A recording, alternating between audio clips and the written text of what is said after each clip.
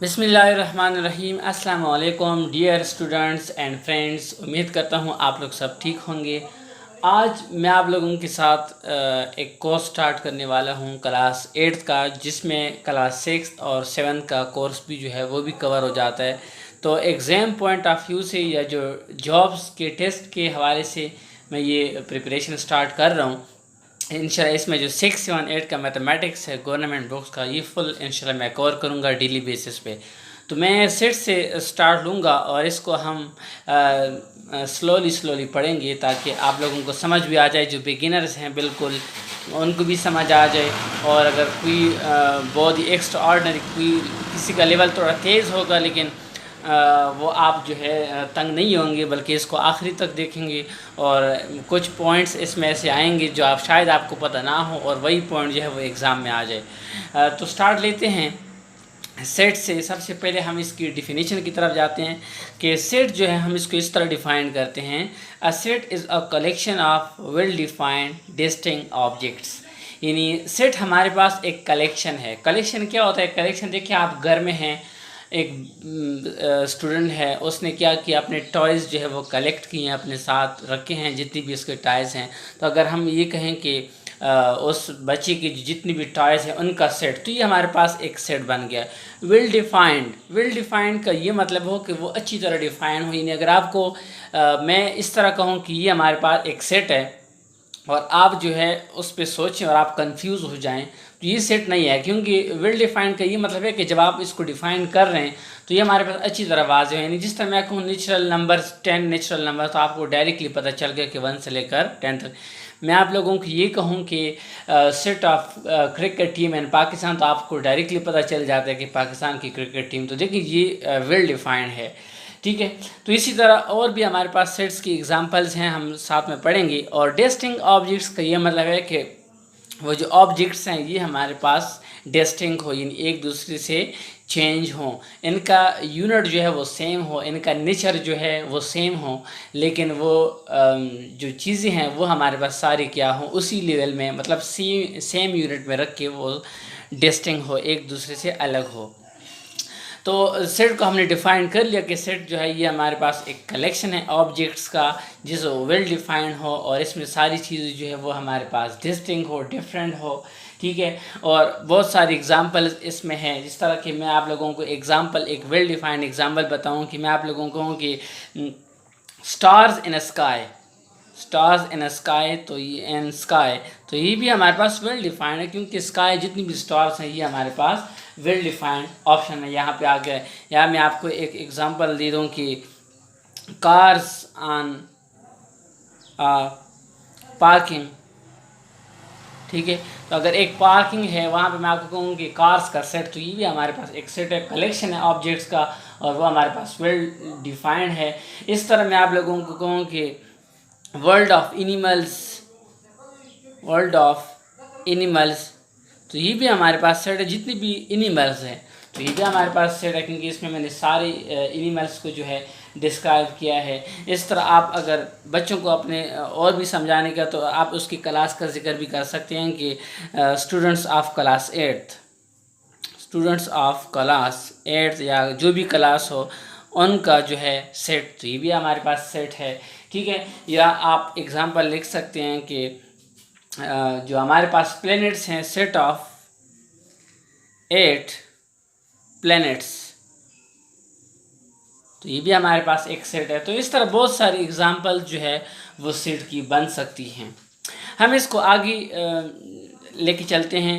हमारे पास एक टर्म इसमें आता है एलिमेंट। एलिमेंट हमारे पास क्या होता है? एलिमेंट सेट के अंदर जितनी भी चीज़ें हैं, तो एक एक जो एंट्री है इसको हम कहेंगे कि ये हमारे पास इसकी एलिमेंट्स हैं या इसके एंट्रीज़ हैं, आप ये कह सकते हैं। मतलब हमारे पास कोई भी सेट है, 7-8 किताबें मेरे पास है क्लास 8th के, इनका सेट, तो हर एक एलिमेंट जो है ये इसका जो एंट्रीज़ है ये इसका एलिमेंट होगा।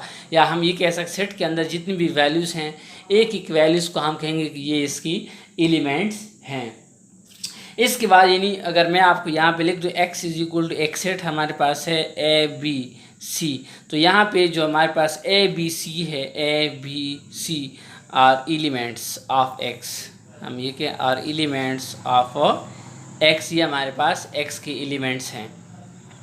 तो आगे इसकी जो है हम नोटेशन की तरह ज़िक्र करते हैं कि सेट को हम नोटेशन किस तरह इसको हम डिनोट करते हैं। नोटेशन बहुत इम्पोर्टेंट है क्योंकि ये जो है एमसीक्यूज़ लेवल के लिए ये चीज़ें आती हैं कि हमने इसका क्या करना है, नोटेशन के बारे में ज़िक्र करना है।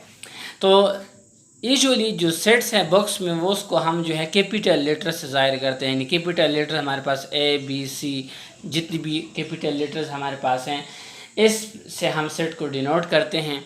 और सेट जो है ये हमारे पास इस तरह ये जो ब्रेसेस इसको हम कहते हैं कि एन ब्रैकेट्स में इसको हम लिख लेते हैं, यानी ये हमारे पास एक सेट है ए और मैं इक्वल टू ये ब्रेसेस लगाऊंगा और इसमें जो सेट की एलिमेंट्स है वो मैं यहाँ पे रखूँगा। अगर फॉर एग्ज़ाम्पल सेट के अंदर हमारे पास अल्फ़ाबेट्स हैं तो इसको हम स्मॉल लेटर से डिनोट करेंगे। नाम जो है उसका नेम कैपिटल लेटर से और जो इसके एलिमेंट्स हैं यानी हमारे पास एक्स हो गया, वाई हो गया, जेड हो गया, ठीक है, ये जो है ये मैं स्मॉल नोटेशन के ज़रिए लिखूँगा। तो अगर मैं फॉर एग्ज़ाम्पल एक सेट लिखूँ कि सेट ऑफ 5 इवन नंबर्स, यानी जो शुरू वाले 5 इवन नंबर्स हैं वो हमारे पास हैं, तो मैं किस तरह लिखूँगा, मैं इसको ये हमारे पास एक ए सेट है और मैंने इसमें लिख दिया 2 4 6 8 एंड 10। तो ये हमारे पास देखें अब एक सेट है, ये हमारे पास ब्रेसेस है और ये जो 2 4 6 8 10 है ये इसकी एलिमेंट्स हैं। नेक्स्ट हम लिखते हैं कि सेट को हम रिप्रेजेंट किस तरह करते हैं, कितने वेज से हम सेट को रिप्रेजेंट करते हैं। यानी यहाँ पे मैं लिख लेता हूँ कि सेट को हम कितने तरीक़ों से लिख सकते हैं। A set can be represented by 3 ways. 3 तरीक़ों से सेट को हम रिप्रेजेंट करते हैं। हमारे पास 3 तरीके हैं। फर्स्ट हमारे पास कौन सा तरीका, ये हम कह रहे हैं इसमें टेबुलर फॉर्म हमारे पास है इस तरह। सेकंड जो हमारे पास है उसको हम डिस्क्रिप्टिव बोलते हैं, डिस्क्रिप्टिव फॉर्म। और जो थर्ड हमारे पास है वो है सेट बिल्डर नोटेशन। ये 3 हैं, हम इसको बारी बारी डिस्कस करेंगे क्योंकि एग्ज़ाम में इसी तरह इस पे एमसीक्यूज़ टाइप्स बनते हैं तो वो पे आप लोगों को वहाँ पे बाज़ औक़ात समझ नहीं आता। लेकिन मैं यहाँ पे एक छोटी सी बात भी डिस्कस कर लेता हूँ कि देखें, अगर आप कोई चैप्टर सीखना चाहते हैं तो आप सिर्फ इसके एमसीक्यूज़ ना सीखें, क्योंकि आप एमसीक्यूज़ इसकी स्टडी कर लेते हैं और फिर जब आप उसको ट्रिक के एमसीक्यूज़ आ जाते हैं तो आप सॉल्व नहीं कर सकते। तो इसका सही तरीका ये कि पहले आप चैप्टर सीख लें, जब आपका बिल्कुल कमांड हासिल हो उस चैप्टर पे, यानी आपका कंसेप्ट क्लियर हो जाए तो फिर एमसीक्यूज़ जिस तरह भी आ जाए वो आप कर सकते हैं। तो इसलिए मेरा ये आप लोगों का मशवरा है कि आप जो है पहले चैप्टर को ज़रूर सीखा करें। इसलिए मैंने भी आप लोगों के साथ चैप्टर स्टार्ट किए, ना कि मैंने एमसीक्यूज़ आप लोगों के साथ स्टार्ट किए। तो ये जो हमारे पास 3 वेज है, मैं यहाँ पे एक सेट लिखता हूँ और यहाँ पे फिर इसको मैं 3 वेज से भी एक्सप्रेस कर सकता हूँ और बहुत इजी है, आप लोगों के लिए बहुत ही आसान है। फॉर एग्ज़ाम्पल मेरे पास एक सेट है और वो सेट क्या है, set of first 10 natural numbers. ये हमारे पास एक सेट है कि नेचुरल नंबर्स का फर्स्ट जो 10 डिजिट्स हैं, 10 नंबर्स हैं। तो देखिए, इसको अगर मैं इस फॉर्म में लिख दूं कि फॉर एग्ज़ाम्पल मेरे पास बी एक सेट है और मेरे पास फर्स्ट 10 नेचुरल नंबर्स यानी 1 2 3 4 5 6 7 8 9 10 ये मैंने लिख दिया। अब ये जो मेरे पास मैंने लिख दिया, ये जो है इसको हम कहेंगे ये टेबुलर फॉर्म है, टेबुलर फॉर्म। यानी टेबुलर फॉर्म जो फर्स्ट वाला है ये किस तरह होता है, इसमें सेट के एक एक एलिमेंट को जो है हम ब्रेसेस में रख लेते हैं, एक एक एलिमेंट को हम डिफ़ाइन कर लेते हैं कि अगर वो 10 नेचुरल नंबर्स है तो वो कौन कौन से हैं, सब के नाम लिख लेते हैं। फॉर एग्जाम्पल आप एक क्लास का सेट बनाते हैं तो क्लास 8 के स्टूडेंट्स का सेट बनाते हैं, तो आपने अगर टेबुलर फॉर्म रखना है तो आपने उस सेट के अंदर एक एक बच्चे का नाम जो है वह लिखना होगा। ठीक है, इसी तरह इसी सेट को जो है मैं सेट डिस्क्रिप्टिव फॉर्म में लिखता हूँ। Descriptive means describe, that you should describe only the set, यानी अब यहाँ पे हमने सेट को सिर्फ डिस्क्राइब करना है। तो डिस्क्राइब करने के लिए फिर इस ब्रेसेस की ज़रूरत नहीं होती, आप सीधे जो है उसको एक सेंटेंस में डिस्क्राइब कर दें, यानी जिस तरह मैंने ऊपर लिखा है आप इसी तरह इसको लिख दें कि set of first 10 natural numbers. तो ये जो मैंने यहाँ पे लिख दिया ये हमारे पास सेट बन गया, उसको मैंने डिस्क्रिप्टिव फॉर्म में एक्सप्रेस किया है। थर्ड जो है ये मेरे ख्याल में 6 क्लास में नहीं होगा, शायद 7 में हो। 8 क्लास के बच्चों को, मतलब 7 के बच्चों को समझ आ जाएगा, और जितने भी बड़े हैं आप लोगों की भी समझ आ जाएगी कि सेट बिल्डर किस तरह नोटेशन है।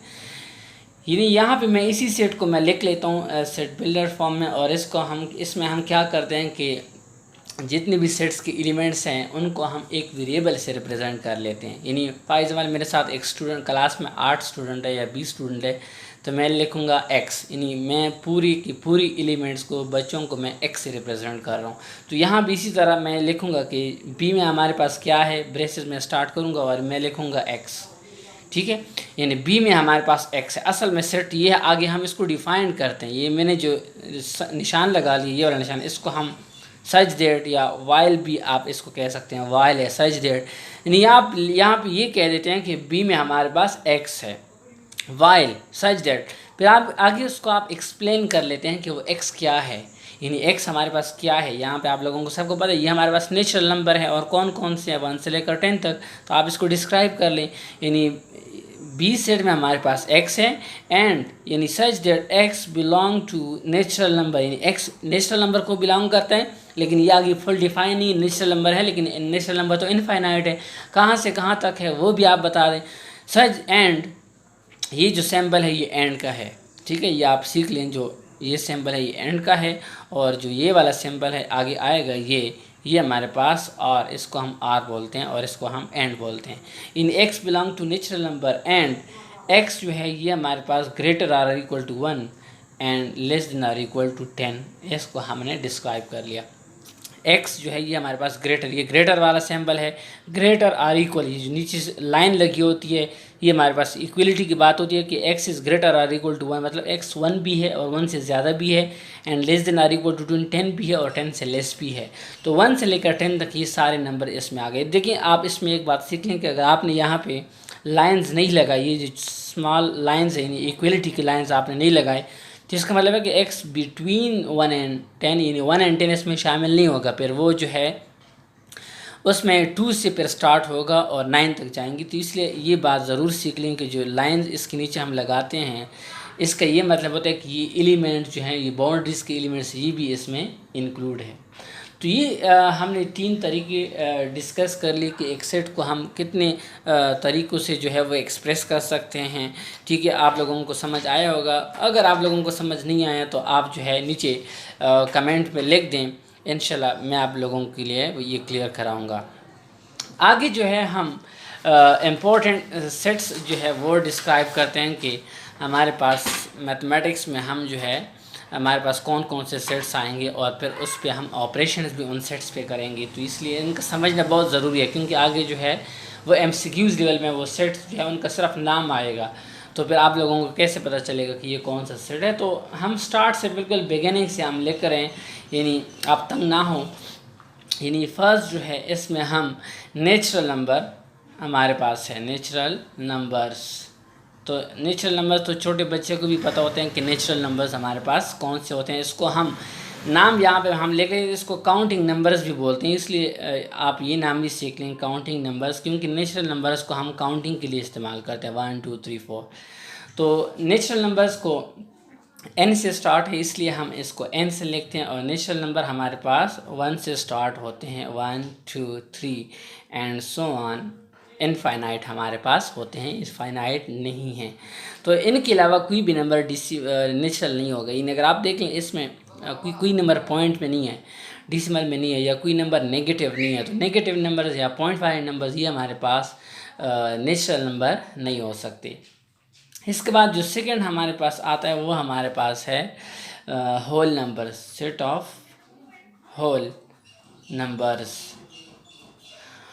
होल नंबर जो है इसमें नेचुरल नंबर का सिटी है, लेकिन इसमें ज़ीरो जो है वो इंक्लूड हो जाता है, तो इसलिए ये पे अलग चेंज हो जाता है। यानी होल नंबर्स को हम W से रिप्रेजेंट करते हैं और इसमें ज़ीरो जो है वो इजाफी आ जाता है, 0 1 2 3 and up to so on. ये भी हमारे पास इनफाइनाइट है और इसमें भी ना तो पॉइंट्स वाले नंबर होते हैं और ना तो हमारे पास नेगेटिव वाले नंबर इसमें शामिल है। इसके बाद जो थर्ड हमारे पास है वो है सेट ऑफ इंटीजर्स, यानी इंटीजर्स हमारे पास है इंटीजर्स। और इंटीजर्स को जो है हम बाज़ औक़ात आई से भी डिनोट करते हैं और बाज़ औक़ात इसको हम जेड से भी डिनोट करते हैं, यानी जेड से हम इसको लिखते हैं या बाज़ औक़ात इसको कैपिटल आई से भी इंटीजर्स को लिखते हैं। तो इंटीजर्स में हमारे पास क्या है, इंटीजर में हमारे पास देखिए ज़ीरो भी इंक्लूड है और इसके साथ साथ पॉजिटिव नंबर्स के साथ साथ नेगेटिव नंबर्स भी आ जाते हैं। यानी अगर +1 -1 दोनों शामिल हैं, +2 -2 दोनों शामिल हैं, इस तरह +-3 and up to so on infinite है हमारे पास। तो इसमें नेगेटिव नंबर्स आ गए, पॉइंट वाले इनसे डेसिमल पॉइंट वाले इनसे इसमें शामिल नहीं है, लेकिन नेगेटिव नंबर जो है वो इसमें शामिल हैं। इस तरह आप इसका अलग एक नोटेशन भी देखें, अगर आपको कहीं z और इसके ऊपर प्लस नज़र आ गए तो इसका ये मतलब है कि ये पॉजिटिव इंटीजर्स की बात करते हैं, तो इसमें सिर्फ जो है हम पॉजिटिव इंटीजर्स लेंगे। इसी तरह अगर कहीं पे z के ऊपर नेगेटिव का सिंबल है तो इसका मतलब है कि सिर्फ नेगेटिव इंटीजर्स, फिर हम इसमें सिर्फ नेगेटिव इंटीजर्स माइनस वाले हैं से। और अगर सिर्फ जो है यहाँ पे सिर्फ z लेकर गया हो तो इसका मतलब है कि इसमें पॉजिटिव एंड नेगेटिव दोनों शामिल हैं। यहाँ पे एक बात का ख्याल रखें, एमसीक्यूज़ में अक्सर ये पॉइंट जो है वो आता रहता है, पॉजिटिव इंटीजर्स में ज़ीरो शामिल नहीं है, zero is not a positive integer, 1 से स्टार्ट है, तो इसलिए आप यहाँ पे 1 2 3 जितने भी पॉजिटिव नंबर है वो लगाएंगे। नेगेटिव नंबर्स में भी ज़ीरो शामिल नहीं है, zero is not negative, so -1 -2 -3 and up to so on. तो ज़ीरो देखिए, अगर आपको कहीं एमसीक्यूज़ में इस तरह का पॉइंट आ जाता है कि नॉन नेगेटिव इंटीजर्स, यानी देखिए बहुत ही एक ख़ास एमसीक्यूज़ है, ये जो लेक्चरर शेप के जो टेस्ट हैं पब्लिक सर्विस कमीशन और जो एसएस के टेस्ट है ये इसी में आते हैं, मैंने ख़ुद ये टेस्ट दिए हैं और मुझे पता है। इस तरह के एमसीक्यूज़ हमारे सामने आए हैं कि set of non negative integers. आप देखिए नॉन नेगेटिव का क्या मतलब हो गया, जो नेगेटिव ना हो, तो जो नेगेटिव ना हो तो इसका मतलब है कि पॉजिटिव एंड ज़ीरो फिर इसमें ये शामिल आ जाते हैं। अगर मैं इसको सेट लिखूँगा तो मैं 0 और 1 2 3 ये इस तरह मैं लिखूँगा 0 1 2 3, क्योंकि वो कह रहे हैं नॉन नेगेटिव, नेगेटिव नहीं होना चाहिए। तो इसका मतलब है कि अगर नेगेटिव ना हो तो फिर कौन से रह गए, फिर हमारे पास रह गए पॉजिटिव इंटीजर्स भी और साथ में ज़ीरो भी हमारे पास रह गया। तो इसलिए ये बात इसका ख्याल रखें कि अगर सिर्फ पॉजिटिव इंटीजर्स का जिक्र आ जाए तो इसमें ज़ीरो इंक्लूड नहीं होता, लेकिन अगर इस तरह जिक्र आ जाए कि नॉन नेगेटिव इंटीजर्स तो फिर उसमें जो है वो ज़ीरो शामिल होता है। ठीक है, तो ये हमारे पास थी इंटीजर्स के बारे में हमने जिक्र कर लिया। आगे हम जाते हैं, नेक्स्ट जो है वो हम रेशनल नंबर्स की तरफ जाते हैं। रेशनल नंबर्स,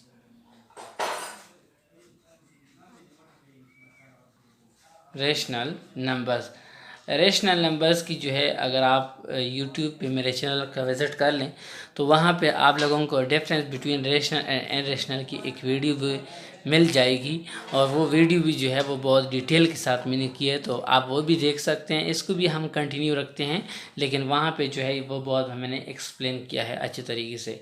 तो यहाँ पे रेशनल नंबर्स हमारे पास कौन से होते हैं, रेशनल नंबर्स को हम क्यों से रिप्रेजेंट करते हैं और इसको हम कहते हैं कि ये हमारे पास इसमें जो है एक्स होते हैं, यानी सेट बिल्डर के ज़रिए। देखिए इससे पहले हमने सेट बिल्डर पढ़ लिया, अब इसी को यूज़ करते हुए यहाँ पे हम इसको डिफ़ाइन कर रहे हैं कि रेशनल नंबर में हमारे पास एक्स होते हैं। एंड व्हाट इज़ एक्स, फिर यहाँ पे हम वाइल एक्स जो है ये हमारे पास p/q फॉर्म में होता है, X is equal to p/q form. और p और q क्या है आगे इसको भी डिफ़ाइन कर ले। p q जो है ये हमारे पास इंटीजर्स हैं, अभी हमने इंटीजर्स भी डिस्क्राइब कर लिया। And q not equal to 0, तो ये हमारे पास पूरा सेट जो है ये रेशनल नंबर्स का डिफ़ाइन हो गया। यानी x such that x is what p/q form and p q जो है वो हमारे पास दोनों इंटीजर्स होंगी और q जो है ये हमारे पास ज़ीरो नहीं होगा, यानी डिनोमिनेटर में ज़ीरो नहीं होगा। एग्ज़ाम्पल यहाँ पे बहुत सारे एग्ज़ाम्पल हैं इन्हें देखें, आप क्या करते हैं, पी बाई क्यू, पी और क्यू इंटीजर्स हैं, तो दो इंटीजर्स को अगर आप डिवाइड करेंगे तो इससे रेशनल नंबर बनेगा। यानी एक 3 है ले लें, एक 4 ले लें, दोनों को डिवाइड कर लें, ये भी इंटीजर है, ये भी इंटीजर है, तो ये जो नंबर बन गया ये हमारे पास क्या बन गया, ये हमारे पास रेशनल नंबर बन गया। इस तरह आप किसी भी इंटीजर्स को डिवाइड कर लें, यानी हमारे पास 5/4 हो गया, 7/3 हो गया, तो ये जितनी भी इंटीजर्स हैं ये हमारे पास क्या होंगे, ये हमारे पास रेशनल नंबर्स हैं। अच्छा, अब देखिए यहाँ पे एक MCQs के लिए फिर डिस्कशन यहाँ पे आ जाती है कि देखिए जितनी भी हमारे पास जो नंबर्स हमने पढ़ ली, हमने नेचुरल नंबर्स पढ़ लिए, हमने होल नंबर्स पढ़ ली, हमने जो है इंटीजर्स पढ़ ली रेशनल नंबर से पहले, तो ये तीनों जो है ये भी हमारे पास जो है ये रेशनल नंबर है। रेशनल नंबर्स ये सीख लें कि natural numbers, whole numbers, integer are also rational numbers. Why? Because यहाँ पे देखिए इसका रीज़न, नेचुरल नंबर से आप कोई भी नंबर पिक कर लें, यानी मैं 3 जो है लेता हूँ, 3 बिलोंग टू नेचुरल नंबर, ये बिलोंग टू का सैम्बल है, यानी 3 बिलोंग करता है नेचुरल, तो 3 को मैं इस तरह लिख सकता हूँ कि 3 डिवाइडेड बाई 1, यानी 1 जो है ये हर एक नंबर के डिनोमिनेटर में आप लिख सकते हैं, क्योंकि 3 पे 1 पे डिवाइड करें तो वही 3 आएगा, तो ये हमारे पास कौन सा फॉर्म बन गया, यानी 3 को आप ऐसे लिख सकते हैं 3 डिवाइडेड बाई 1, और ये हमारे पास पी बाई क्यू फॉर्म है, क्योंकि 3 भी इंटीजर है, 1 भी इंटीजर है, तो ये तो हमारे पास रेशनल नंबर बन गया, और जब ये रेशनल है तो फिर ये भी रेशनल होगा, क्योंकि ये तो आपस में इक्वल है, तो ये जो 3 है ये भी रेशनल है। इस तरह आप कोई भी होल नंबर ले लें तो ये हमारे पास रेशनल होगा। 0 भी रेशनल है, क्योंकि 0 को आप लिख सकते हैं 0 डिवाइडेड बाई 1, तो ये हमारे पास पी बाई क्यू फॉर्म बन गया। तो देखो पी हमारे पास यहाँ पे 0 है, तो पी 0 हो सकता है। अगर आप देखिए इसकी डिफिनेशन में देख लें, इसकी डिफिनेशन में देखिए क्यू नॉट इक्वल टू 0, यानी क्यू डिनोमिनेटर में तो वो 0 नहीं हो सकता, क्योंकि डिनोमिनेटर में अगर क्यू आ जाता है, 0 आ जाता है, तो फिर उसको हम डिवाइड नहीं कर सकते, वह हमारे पास अनडिफाइंड केस आ जाता है। तो 0 को हम पी बाई क्यू फॉर्म में लिख सकते हैं, तो 0 भी हमारे पास रेशनल है। तो जितनी भी इंटीजर्स हैं, होल नंबर्स हैं, नेचुरल नंबर्स, ये बात आप याद रख लें ज़रूर कि ये भी हमारे पास रेशनल नंबर्स है।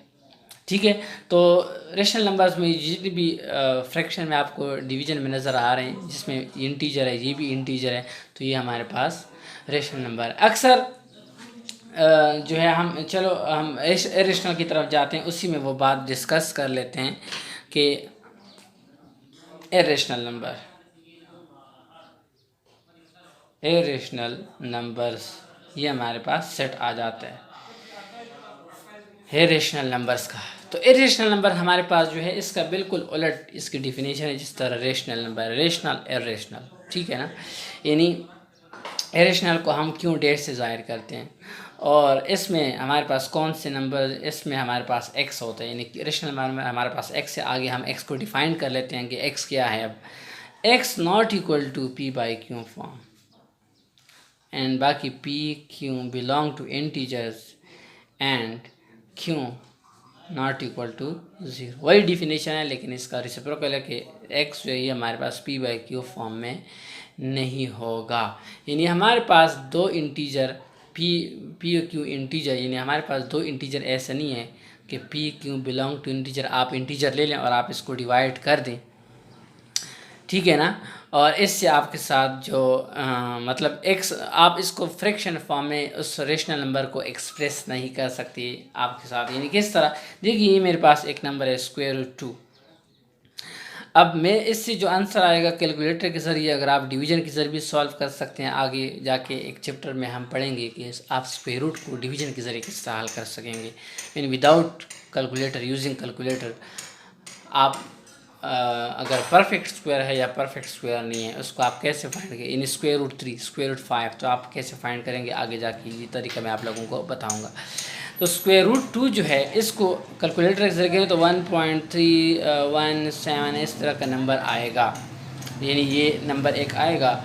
और इस नंबर को आप कभी भी जो है इस तरह एक्सप्लेन फ्रैक्शन फॉर्म में नहीं लिख सकते कि आप दो इंटीजर ले लें, एक इंटीजर यहाँ पे लगा दे, एक इंटीजर यहाँ पे लगा दे, डिवाइड कर दे, इससे ये नहीं आएगा, कभी भी ये नहीं आएगा। आप बहुत सारे नंबर ले लें, बहुत करीब इसके आएगा, लेकिन ये नंबर नहीं आएगा। तो √2 को हम कभी भी दो इंटीजर के डिवाइड करने मतलब डिवाइड के फॉर्म में कभी भी एक्सप्रेस नहीं कर सकते, तो ये हमारे पास इरेशनल नंबर है। तो इरेशनल नंबर में हमारे पास देखिए ये नंबर शामिल है, स्क्वायर रूट जो परफेक्ट स्क्वायर ना हो, यानी यहाँ पे मैं लिख लें स्क्वायर रूट 3 भी है, स्क्वायर रूट 4 जो है ये नहीं है। देखिए ये रेशनल है, ये रेशनल की क्लास में चला जाता है। वजह क्या है, क्योंकि स्क्वायर रूट 2 जो है वो हमारे पास 2 के बराबर है, और 2 जो है इसको हम लिख सकते हैं 2 डिवाइडेड बाई 1। तो ये तो पी बाई क्यू फॉर्म है, तो पी जब P by q form rational है तो ये भी रेशनल होगा, स्क्वायर रूट 4 भी रेशनल है, स्क्वायर रूट 5 इरेशनल है, स्क्वायर रूट 6 इरेशनल है, स्क्वायर रूट 7 जो ये भी इरेशनल है, स्क्वायर रूट 8 भी इरेशनल है, स्क्वायर रूट 9 इरेशनल नहीं है। स्क्वायर रूट 9 जो है ये हमारे पास रेशनल है, क्यों, क्योंकि square root 9 is equal to 3, और 3 हमारे पास नेचुरल नंबर है, और नेचुरल नंबर हमने पढ़ लिया कि सारे नेचुरल नंबर जो है ये हमारे पास रेशनल नंबर्स हैं। तो ये जो है ये हमारे पास सारे इरेशनल नंबर्स हैं। यहाँ पे कुछ इम्पोर्टेंट जो है चीज़ डिस्कस कर लेता हूँ। पाई जो है ये हमारे पास इरेशनल है, पाई की जो वैल्यू है 3.1415 ये हमारे पास ये जो है इरेशनल है। ई एक नंबर है, मैथमेटिक्स में हम पढ़ते हैं, नेचुरल लॉ में भी इस्तेमाल करते हैं। अगर ये कहीं एमसीक्यूज़ में आता है ये बात याद रखें, इसकी वैल्यू 2.71 इस तरह वैल्यू है। ये भी हमारे पास इरेशनल नंबर्स हैं, ये दो ख़ास नंबर्स हैं, पाई एंड ई, ये इरेशनल नंबर्स हैं, तो आप इनको याद रखें हमेशा के लिए। आगे हम अब देखें कुछ और पॉइंट्स इसमें डिस्कस कर लेते हैं, और फिर लास्ट में जो है नंबर्स जब हम टाइप्स पढ़ लेंगे तो हम फिर रियल नंबर्स की डिफिनेशन कर लेंगे, क्योंकि जब आप सारे सेट्स पढ़ लेते हैं तो फिर आप इस पोजीशन में आ जाते हैं कि आप रियल नंबर्स को डिफाइन कर सकें। सेट ऑफ इवन नंबर्स आप लोगों को पता है, लेकिन फिर भी डिस्कशन ज़रूरी है, क्योंकि इस पर आगे एमसीक्यूज़ पढ़ेंगे, इसकी जनरल रिप्रेजेंटेशन है ताकि वो आप लोगों को क्लियर हो। तो इवन नंबर्स का set of even numbers,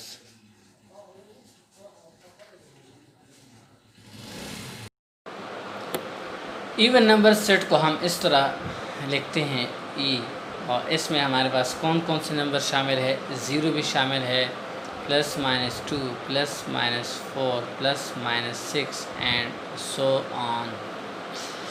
even numbers को हम डिफाइन किस तरह करते हैं, अक्सर डिफिनीशन भी एग्ज़ाम में आ जाती है। Those numbers which are divisible by 2 are called even number. वो नंबर जो 2 पे डिवाइड होते हैं, तो जितनी भी नंबर्स है, प्लस माइनस 2 है, प्लस माइनस 4 है, प्लस माइनस 6, ये 2 सारे 2 पे डिवाइड होते हैं। ज़ीरो भी 2 पे डिवाइड होते हैं, इसलिए जो है ज़ीरो को हम कहते हैं इवन नंबर। या अगर आप मेरे चैनल का विज़िट करें तो वहाँ पे मैंने लिखा है why zero as even number, तो उसको मैंने 2-3 तरीक़ों से जो है वहाँ एक्सप्लेन किया है कि ज़ीरो जो है ये इवन नंबर कैसे हैं। तो ये हमारे पास इवन नंबर्स हैं, और इवन नंबर जो है इसका एक जनरल फॉर्म भी है, वो भी आप ज़रूर याद रख लें, क्योंकि एग्ज़ाम पॉइंट ऑफ व्यू से वो आएगा। तो इवन नंबर्स को हम इस तरह लिखते हैं, इवन नंबर हमारे पास general form 2n, where n belong to integer, यानी n हमारे पास इंटीजर है, और इवन नंबर को हम इस तरह जनरली रिप्रेजेंट करते हैं 2n, और n हमारे पास इंटीजर है। तो यहाँ पे अगर आप इंटीजर पुट करेंगे n की जगह, और आप 2 के साथ मल्टीप्लाई करते जाएंगे, तो जितने भी आपको नंबर्स मिलेंगे वो आपको इवन नंबर्स मिलेंगे। यानी n बिलोंग टू से आप 1 ले लें, तो अगर इधर 1 पुट करोगे तो 1 मल्टीप्लाई बाई 2 से 2 आएगा। आप 2 ले लें, 2 पुट करें, 2 मल्टीप्लाई बाई 2 से 4 आएगा। इस तरह 3 ले लें तो 6 आएगा। ये जनरल रिप्रेजेंटेशन है इवन नंबर्स का, इम्पोर्टेंट है। एमसीक्यूज़ इस तरह आ सकता है कि even numbers can be represented bye, तो इस तरह बहुत सारे फॉर्म्स आपके लिए लिख सकते हैं। आगे हम ऑड नंबर्स पढ़ रहे हैं, तो ऑड नंबर्स का एक अलग रिप्रेजेंटेशन है, जनरल रिप्रेजेंटेशन। तो अभी हम चलते हैं ऑड नंबर्स की तरफ। ऑड नंबर जो है इसकी डिफिनेशन जो है वो सेट ऑफ इवन नंबर्स के साथ जो है ये अगर हम कंपेयर करें तो इजी है। Set of odd numbers, odd numbers को हम इस तरह डिफाइन करते हैं कि those numbers which are not divisible by 2, यानी जो 2 पे डिवाइड नहीं होते उसको हम कहते हैं ये हमारे पास ऑड नंबर्स हैं। और से हम लिखते हैं सेट को, और इसमें कौन कौन से नंबर है, उसमें हमारे पास जो नंबर्स होंगे ऑड नंबर में वो +-1 होगा, +-3, +-5 एंड सो ऑन। ये हमारे पास इनफाइनाइट हैं, यानी 1, 3, 5 या -1, -3, -5 ऐसे नंबर्स हैं जो 2 पे डिवाइड नहीं होते, इसलिए इसको हम ऑड नंबर्स बोलते हैं।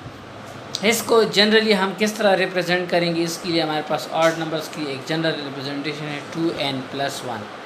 ठीक है, यहाँ पे इवन नंबर्स का क्या था 2n, और 2n ऑड नंबर्स का क्या है 2n+1, और n जो है ये हमारे पास इंटीजर्स है। इन्हें अगर आप यहाँ पे 2n देखिए इवन नंबर है, तो इवन नंबर में अगर आप +1 करेंगे तो क्या बनेगा, ऑड नंबर बनेगा। इन्हें आपको फाइज नंबर 2n, एक नंबर हमारे पास n4 है, तो n आपने 4 पुट किया, आप ले लें इंटीजर n = 4, तो अगर आप यहाँ पे पुट करेंगे 2n × 4 + 1 = 8 + 1 और यहाँ से आएगा 9, तो ये आपको ऑड नंबर मिलेगा। यानी इवन नंबर में 1 प्लस करो तो जाहिर बात है ऑड नंबर आएगा। तो ये हमारे पास एक जनरल रिप्रेजेंटेशन है ऑड नंबर्स का, आप लोग इसको याद रख लें, क्योंकि एग्ज़ाम पॉइंट ऑफ व्यू से, जॉब के टेस्ट पॉइंट ऑफ व्यू से ये इम्पॉर्टेंट है। इसी तरह MCQs आते हैं, आसान MCQs आते हैं। आगे हम जो नेक्स्ट हमारे पास जो इम्पोर्टेंट सेट है, इसकी बहुत थ्योरी है हाई लेवल पे, और बहुत इम्पोर्टेंट नंबर्स का सेट है, वो हमारे पास है प्राइम नंबर्स।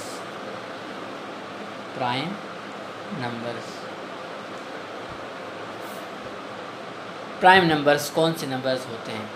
प्राइम नंबर्स हमारे पास वो नंबर्स हैं जिसके जो है एट मोस्ट ओनली 2 फैक्टर्स हमारे पास हो।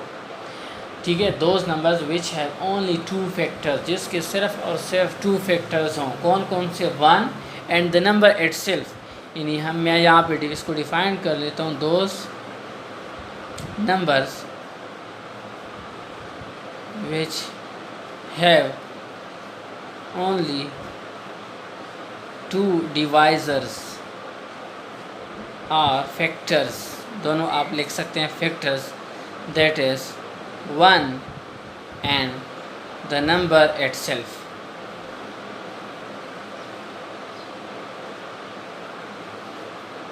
यानी वो नंबर जिसकी सिर्फ और सिर्फ 2 डिवाइजर्स हों, एक 1 और दूसरा वो नंबर itself, इसके अलावा कोई और डिवाइज़र इसका ना हो। तो ये हमारे पास कौन सा सेट है, इसको हम P से रिप्रेजेंट करते हैं, और इसमें हमारे पास कौन से नंबर्स आ गए, देखिए ये हमारे पास 2 से स्टार्ट होते हैं। इसमें बहुत इंपॉर्टेंट MCQs जो है वो प्राइम नंबर्स में छुपी हुई हैं, इसलिए आप इसकी स्टडीज़ जो है वो बड़ी गौर से देख लें। प्राइम नंबर्स 2 से स्टार्ट होते हैं, क्योंकि 2 की 2 ही डिवाइज़र्स है, 1 और 2, इसके अलावा कोई इसका डिवाइज़र नहीं है। 3 जो है ये भी प्राइम नंबर है, 1 एंड 3 इसके फैक्टर्स हैं, 1 और 3 के अलावा इसको कोई और नंबर डिवाइड नहीं कर रहा। इस तरह 4 जो है वो नहीं है। ठीक है, क्यों नहीं है? देखिए यहाँ पे अगर आप देख लें, 1 भी इसको डिवाइड करते हैं और 4 भी इसको डिवाइड करते हैं, और इसके अलावा 2 भी इसको डिवाइड कर रहे हैं, तो इसलिए इसको तो 2 से ज़्यादा डिवाइज़र बन गए, इसलिए 4 जो है ये हमारे पास प्राइम नंबर्स में नहीं आता। तो इसमें 5 आएगा, 7 आएगा, 9 भी नहीं आएगा, क्योंकि 9 जो है 1 और 3 9 को डिवाइड कर रहा है, लेकिन इसके अलावा 3 भी 9 को डिवाइड कर रहा है, 9 भी डिवाइड, तो इसलिए इसके डिवाइज़र जो है वो 3 हो गए। तो 11 जो है ये हमारे पास 13 बन गया, इस तरह हमारे पास 17 बन गया, 19, और ये जो इसी तरह जारी रहेगा इनफाइनाइट।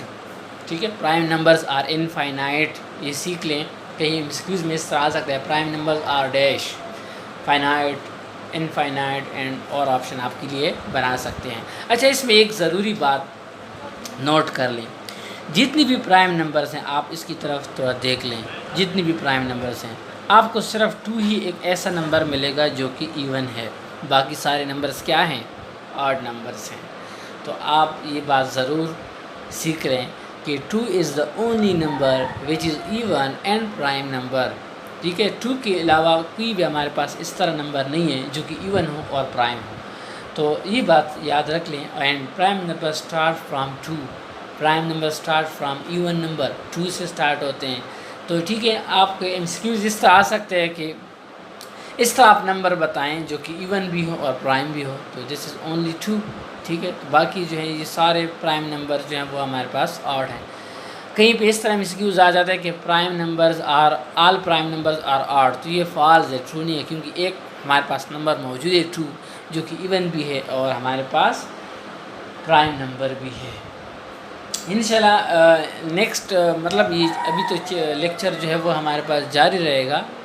चैप्टर की एंड में पर मैं MCQs बनाऊंगा कंप्लीट चैप्टर पे 100 या 200 जितनी भी है, और इसको इस तरह से विद सोल्यूशन, तो वहाँ पे हम हर सेट के ऊपर जितनी भी MCQs बनेंगे वो हम वहाँ पे बनाएंगे। तो ये हमारे पास प्राइम नंबर्स आ गया। इसके साथ ही जो सेट डिस्कस कर रहे हैं वो हमारे पास है कंपोजिट नंबर्स, क्योंकि प्राइम नंबर्स जब आप स्टडी करेंगे तो इसके साथ कंपोजिट नंबर ज़रूरी है। Composite numbers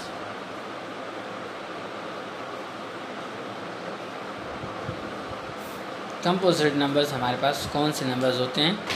which have at least 2 divisor. यहाँ भी एटलीस्ट की बात आ जाए, जिसके कम से कम 2 डिवाइज़र हैं। इसका मतलब है कि 2 से ज़्यादा भी हों, यानी 3 भी है, 4 भी है, ठीक है। इस तरह डिवाइज़र इसके ज़्यादा हों जो प्राइम ना हो, आप ये भी कह सकते हैं those numbers which are not prime, are called are composite numbers. यानी इसको हम इस तरह लिखते हैं कंपोजिट नंबर्स को कि इसमें हमारे पास देखिए 1 तो जो है 1 के बारे में भी आपको मैं बताऊंगा, और 2 तो जो है ये हमारे पास प्राइम है, 3 भी प्राइम है। तो यह कहाँ से स्टार्ट होता है? 4 से स्टार्ट होता है। 4, 6, 8, 9, 10, 12, ठीक है ना। ये जितने भी नंबर्स हैं आगे जाते हैं जाइए, हमारे पास कंपोजिट नंबर है। कौन कौन से नंबर?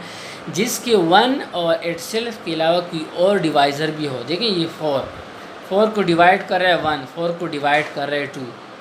इसके अलावा भी एक नंबर हमारे 4 के अलावा भी एक 1 और 4, यानी 1 और इटसेल्फ के अलावा भी एक नंबर मौजूद है जो कि 4 को डिवाइड करे। यानी 2 से जब डिवाइज़र ज़्यादा हो जाएं, 3 डिवाइज़र जिसके हो जाएं और 3 से ज़्यादा डिवाइज़र जिसके हो जाएं, वो नंबर्स हमारे पास कंपोजिट नंबर्स होंगे।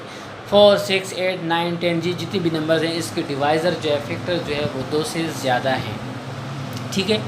तो अभी हम थोड़ा 1 की तरफ आते हैं, 1 की डिस्कशन कर लेते हैं। MCQs पॉइंट ऑफ व्यू से जो है ये आ सकता है कि यहाँ पे मैं लिखता हूँ 1 जो है आपके जहन में क्या आएगा? 1 जो है ये हमारे पास, इसको हम 1 इज़ प्राइम लिख सकते हैं। 1 is prime, as 1 is prime, और 1 इज़ कंपोजिट।